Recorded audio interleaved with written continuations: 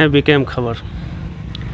हमारे साथ आज उपस्थित हैं भारतीय जनता पार्टी के जिला प्रवक्ता मनीष जी। सबसे पहले मनीष जी को हमारे दर्शकों के तरफ से बहुत बहुत धन्यवाद। बहुत बहुत धन्यवाद। आपके जितने भी बीकेएम न्यूज़ के देखने वाले हैं उन सभी को आपके माध्यम से हम अपनी तरफ से और अपने पटना जिला ग्रामीण की तरफ से सभी लोगों को हृदय से धन्यवाद दे रहे हैं। अभी भारतीय जनता पार्टी के जिला के पदाधिकारियों का गठन हुआ है, नए पदाधिकारी घोषित हुए हैं।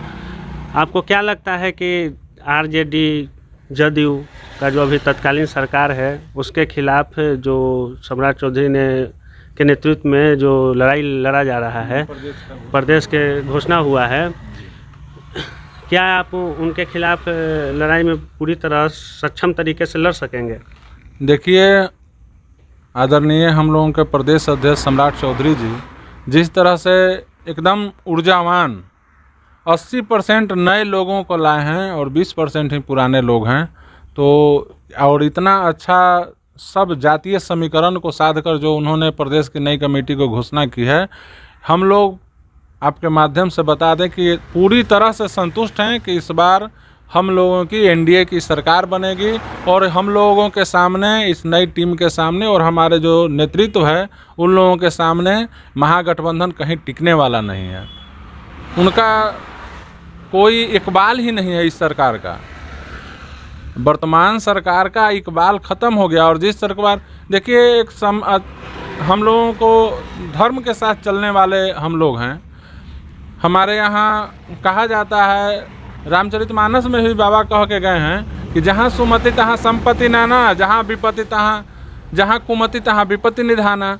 तो हम लोगों के साथ थे, सुमति से सरकार, धर्म के साथ सरकार चल रहा था, तो सब जगह मंगल ही मंगल हो रहा था, कार्य अच्छा होता था। रोड देख लीजिए, पुल देख लीजिए, हाईवे का देख लीजिए, बिल्डिंग भवन जितना बन रहा था उतना देख लीजिए। पटना में चारों तरफ मेट्रो का देखिए, जो सरकार के केंद्र के साथ मिलकर काम करने वाला जो भी योजना था सब धराधर चल रहा था। जैसे ही हम लोगों से अलग हुए, सरकार का इकबाल देखिए कि 1700 करोड़ के लागत से बनने वाला पुल अपने आप धंस जा रहा है, नदी में समाहित हो जा रहा है। और उतना दूर का बात क्या करें, सरकार का इकबाल ऐसा है कि हम लोग के तरफ बिहटा, इसी जगह सटे हम लोगों के क्षेत्र में बिहटा एक जगह है, थाना है, बहुत पॉपुलर थाना है पटना जिला का। वहाँ पर अपराधी आता है और सरेआम एक आदमी को AK-47 से छलनी करके चला जाता है। इसी जगह बगल में पालीगंज मंडल में किसी को मारकर और लाश को पेड़ से लटका दिया जाता है। बिहटा के ही एक किसान है जो खेत में काम करने गए, उनको मारकर और जलाकर ITI के कैंपस के बगल में एक जमुनापुर गांव, उधर उनका लाश मिलता है। तो सरकार का इस तरह से मतलब किसी भी प्रशासनिक स्तर पर इनका नियंत्रण नहीं है और यह नियंत्रण फेल हो गया। जनता इनसे त्रस्त है और फिलहाल तो जो लोकतांत्रिक व्यवस्था है अभी तुरंत बदल नहीं सकते हैं, चुनाव का इंतज़ार कर रहा है और जनता इसका जवाब देगा। महागठबंधन की सरकार जाएगी और एनडीए की सरकार बनेगी। आप कह रहे हैं कि महागठबंधन की सरकार जाएगी, चूँकि राजद का एक बेस वोट बैंक है उसका, कि अल्पसंख्यक का या एक यादव जाति का या फिर पिछड़ा, अति पिछड़ा का भी वोट उसके पास है। नीतीश कुमार का भी वोट बैंक करीब 10-12% अभी भी बचा हुआ है। तो आप 24-25% के करीब राजद का वोट है। आप कैसे कह सकते हैं कि आप इस वोट बैंक को अपने तरफ डाइवर्ट करके आप सरकार आगे आने वाले दिनों में सरकार बना लेंगे? देखिए, ऐसा है कि कोई ऐसा सगा नहीं जिसको इन्होंने ठगा नहीं। इनके साथ चलने वाले महादलित के नेता, आज हम लोग बात करते हैं सबसे निचली स्तर पर, जहां हम लोग बात करते हैं समानता की, हम लोग बात करते हैं जो पिछले पायदान पर लोग बैठे हैं उन्हें अपने पास लाने की, हम लोग एक भारत श्रेष्ठ भारत की बात करने वाले लोग हैं। तो ऐसे में हमारे लिए सब एक हैं।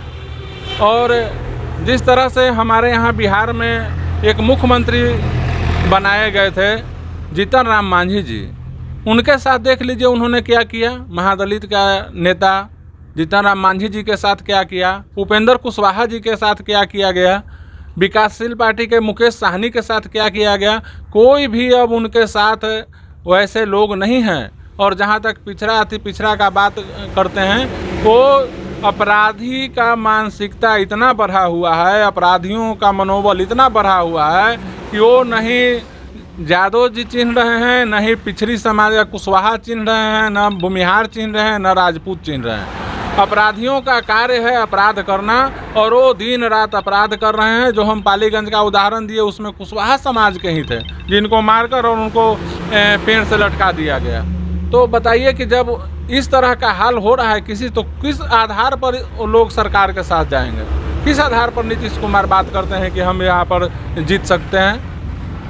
इसलिए इस बार एकदम हम कह रहे हैं आपके माध्यम से कि ये महागठबंधन की सरकार जाएगी और एनडीए की सरकार आएगी। चूँकि 2 साल पहले तक, 1 साल भर पहले तक नीतीश कुमार जी एनडीए के हिस्सा थे, एनडीए के हिस्सा के तौर पे मुख्यमंत्री थे। 1 साल गए हुए उनको 1 साल हुआ है जो आरजेडी के साथ महागठबंधन में जाकर सरकार बनाया उन्होंने, वहाँ भी मुख्यमंत्री बने हैं। 1 साल में ऐसा क्या हो गया? क्या आप कह रहे हैं क्या पहले अपराध नहीं होते थे? पहले आपराधिक घटनाएं नहीं होती थी? 1 साल में ही सारी आपराधिक घटनाएं हुई हैं। नहीं, अपराध पहले भी होता था। हम तो पहले भी बोले कि अपराधियों का कोई ऐसा नहीं था जिस समय, लेकिन अपराध जहाँ हम पहले ही आपको कहें कि जहाँ हम लोग धर्म के साथ, न्याय के साथ जब विकास की बात करते थे तो हम सबके लिए विकास की बात करते थे और सबके साथ सबके विकास की बात करने वाले लोग हैं। तो हम उस समय जब भी बात करते तो इस तरह का नहीं होता था कि कहीं पर सरेआम किसी के साथ ऐसी घटनाएं हो जाए, दिन में आए और अपराधी AK-47 निकाल के किसी को मार के चला जाए। अगर इसके पहले अगर कहीं छिटपुट घटनाएं कहाँ नहीं होती? इतना बड़ा राज्य है बिहार, 40 लोकसभा का 38 जिला है, 40 लोकसभा है, तो इतना बड़ा जिला, इतना बड़ा प्रदेश में अपराध को एकदम नियंत्रित कर पाना इतना संभव नहीं था कि जितना हो सके। लेकिन जब एनडीए की सरकार बनी तो उस समय का एक जंगल राज का देख लीजिए, और नीतीश और बीजेपी का जो एनडीए सरकार चला इसमें देख लीजिए कि इसमें क्या हुआ, कितने अच्छा से सरकार चली, कितना विकास का कार्य हुआ।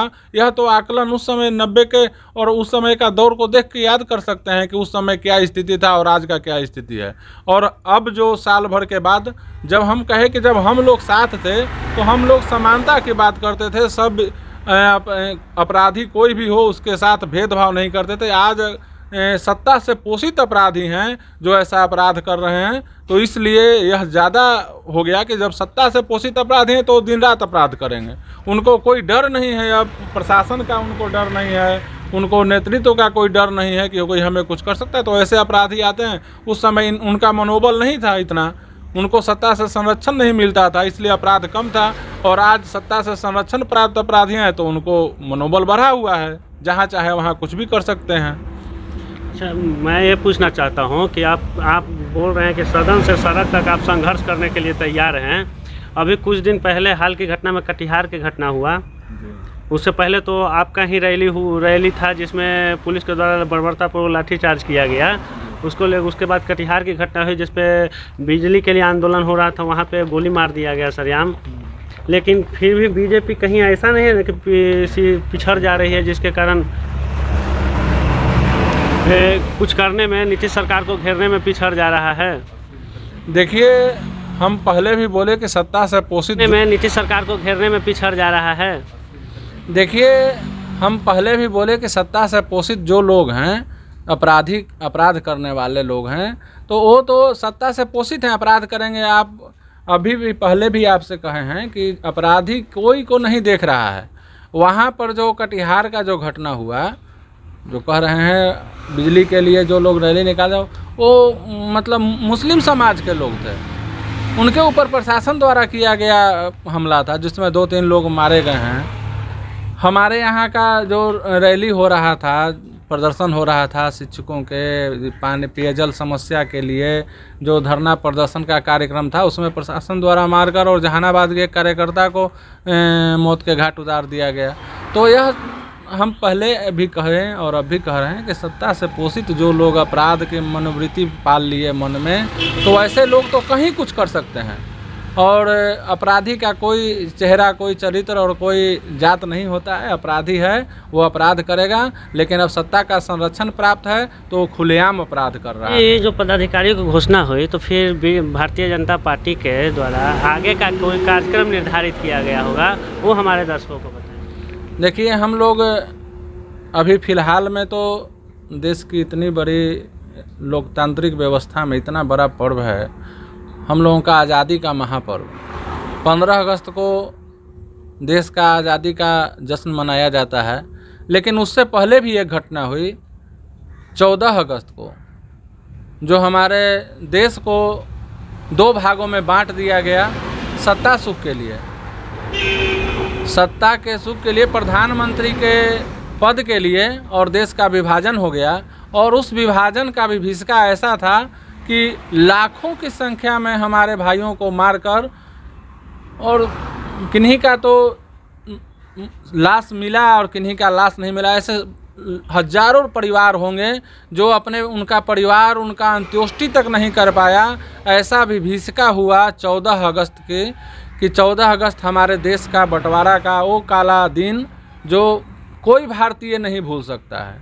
जो मातृभूमि से प्रेम करने वाला होगा, अगर 15 अगस्त को आज़ादी मनाएगा तो 14 अगस्त को भी वह दिन याद करेगा कि हमारे परिजन, हमारे परिवार के न हो, कोई भी परिवार का हो, जो इस देश के बंटवारा में, इस देश के बंटवारा के दिन का दंश ऐसा हुआ कि सैकड़ों हजार लोग को मौत के घाट उतार दिया गया। वह काला दिन हम लोग बंटवारा विभीषिका के तरह मनाएंगे। उस दिन हम लोग हर विधानसभा में एक सेमिनार का आयोजन करेंगे, एक सभा का आयोजन करेंगे, और हर विधानसभा में एक जगह मौन जुलूस निकालकर अपने उस समय के जो बलिदान हुए हैं, जिनको हम लोगों से बिछड़ गए, अपने परिवार से बिछड़ गए, ऐसे लोगों के श्रद्धांजलि स्वरूप एक मौन जुलूस का कार्यक्रम रखेंगे और उनके प्रति अपनी श्रद्धांजलि देंगे। और 15 अगस्त को हम अपने पिछले वर्ष भी किए हर घर में तिरंगा लहराना, वो कार्य इस साल भी होगा। हर घर में तिरंगा लगाकर और अपने देश के प्रति, अपने राष्ट्र के प्रति अपनी निष्ठा का प्रदर्शन करेंगे। और हमारा प्रयास रहेगा कि कोई ऐसा घर न हो जहां पर हमारा तिरंगा, विजय विश्व तिरंगा प्यारा, हम लोगों का न फहराए। ऐसा कोई जगह न बचे, चाहे वह महादलित बस्ती हो या कोई भी ऐसा गांव हो, कोई भी ऐसा घर हो, छोटा सा टोला हो या बड़ा कोई रेवेन्यू विलेज हो, हर गांव में झंडा फहराएंगे, हर घर पर झंडा फहराएंगे। यह हम लोगों का संकल्प है। बहुत बहुत धन्यवाद। हमारे साथ अभी जुड़े हुए थे भारतीय जनता पार्टी के जिला प्रवक्ता मनीष जी। हम अपने दर्शकों की तरफ से उनको धन्यवाद करते हैं, और बीकेएम खबर के दर्शकों को ऐसे ही लोगों से मिलाते रहेंगे। हमारे चैनल पे अगर नए हैं तो हमारे चैनल को सब्सक्राइब करें, फॉलो करें, लाइक करें और शेयर करें। जय हिंद, जय बिहार।